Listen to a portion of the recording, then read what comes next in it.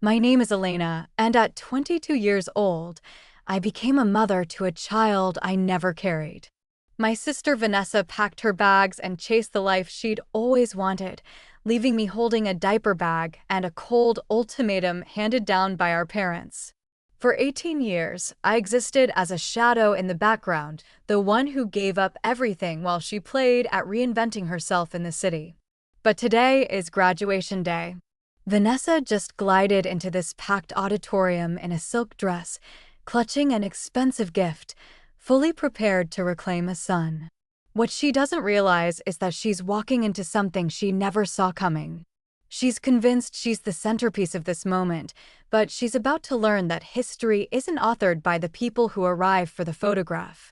It belongs to the ones who never left. My life didn't collapse with some dramatic explosion.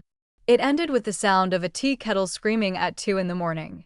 I was 22, 3 weeks away from beginning a fully funded master's program, my suitcase practically zipped shut and my future glowing like a sunrise on the horizon. Then my phone rang. My mother's voice was glacial, no hello, no preamble, just a demand to come home at once. When I stepped into that kitchen, the air pressed down like a coming storm confined within four walls. My father stood rigid, his arms folded, eyes locked on some invisible point on the linoleum. Vanessa, who was 16 at the time, sat at the kitchen table scrolling through her phone with the casual ease of someone waiting for a bus, not someone whose decisions were about to reshape an entire human life. In the center of that table lay a single ultrasound image. "The neighbors cannot find out," my mother murmured. That was her opening concern. Not Vanessa's well-being, not the child's future, but the family's standing in a town where gossip functions as the only form of social currency. What followed was presented to me like the terms of a corporate restructuring. Vanessa would be quietly transferred to a private school in Boston for a fresh start. The baby would come into the world in secret. And then every eye in the room turned to me. "You're staying, Elena," my mother said, sliding a yellow folder across the table. "You'll take the baby. You're steady. You're dependable. You'll tell people he's yours from a brief mistake back in college." I turned to Vanessa, searching her face for even a flicker of maternal instinct. A single tear, anything at all. She glanced up from her phone and shrugged. "I have school, Elena. I have a life." In that instant, the yellow folder felt like it was made of lead. If I refused, they'd hand him over to a state agency by Friday. If I agreed, my own dreams were finished. I looked at the clock ticking on the wall, 11 minutes past 2, and understood that my life had ceased to belong to me. The transformation from graduate student to mother happened in the span of a single signature. While Vanessa was settling into her dormitory in Boston, I was sinking into a life of unrelenting exhaustion. My scholarship evaporated, replaced by a punishing double schedule: grocery clerk from sunrise until early afternoon, then janitor at the local community center through the evening. Money wasn't simply tight, it was essentially non-existent. I still think about Leo's first Christmas. He was barely 6 months old, and I couldn't scrape together $5 for a roll of festive wrapping paper. I found the Sunday comics section in a discarded newspaper at the library and wrapped a small plastic rattle in its colorful pages.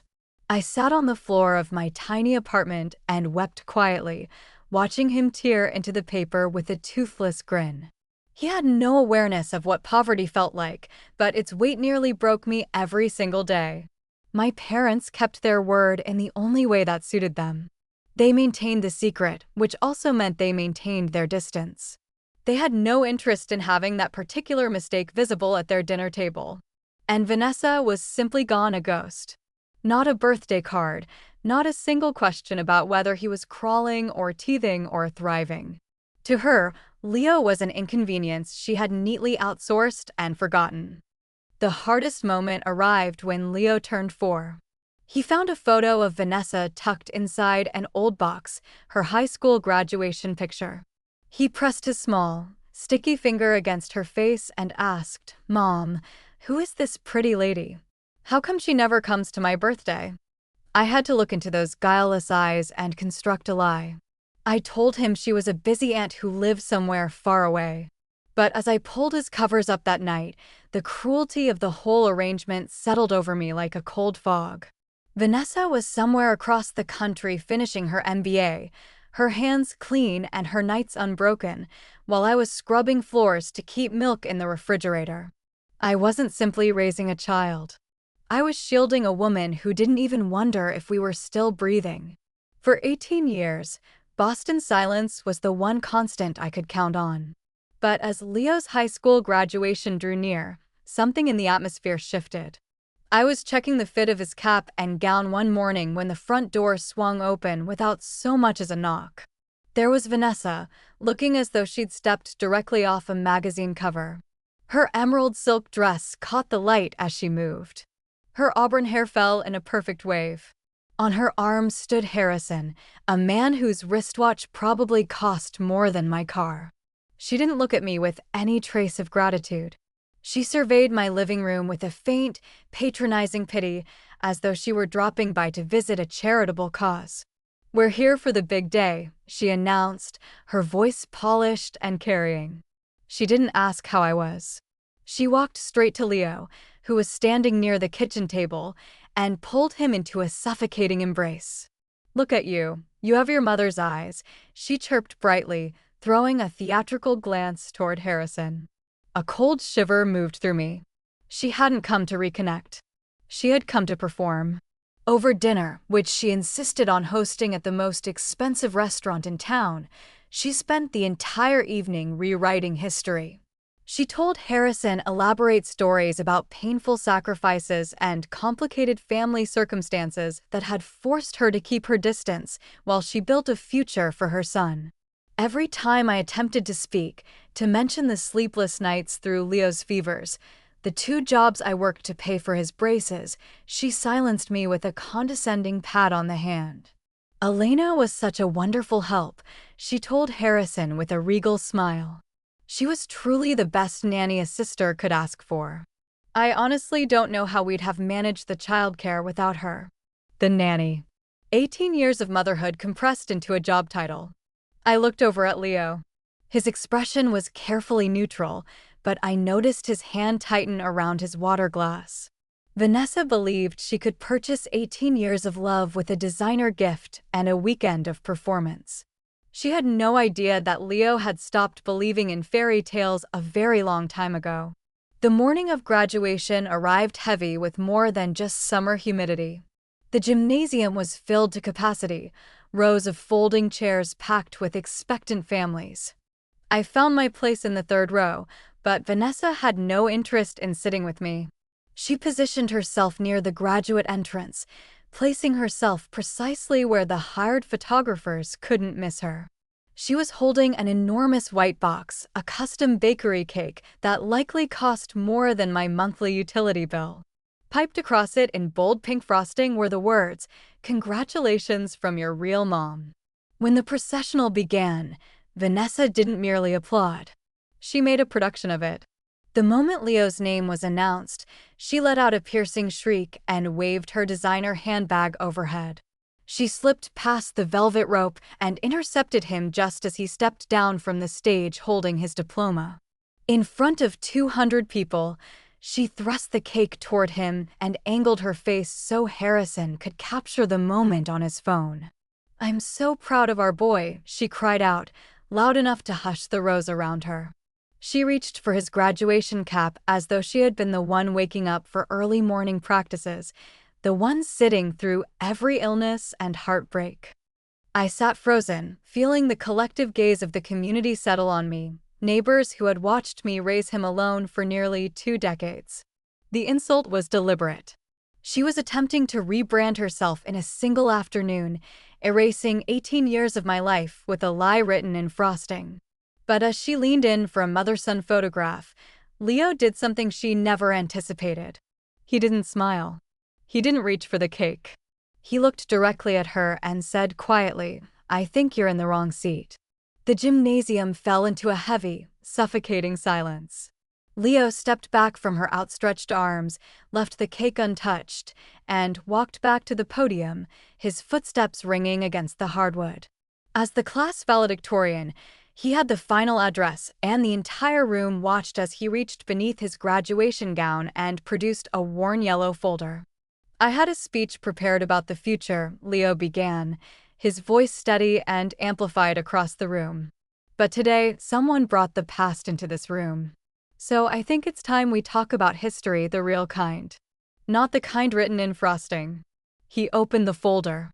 Vanessa's smile began to crumble, her hand sliding slowly away from Harrison's arm. Inside this folder, Leo continued, is a document signed 18 years ago. It is a voluntary relinquishment of parental rights, sent by fax from a sorority house in Boston.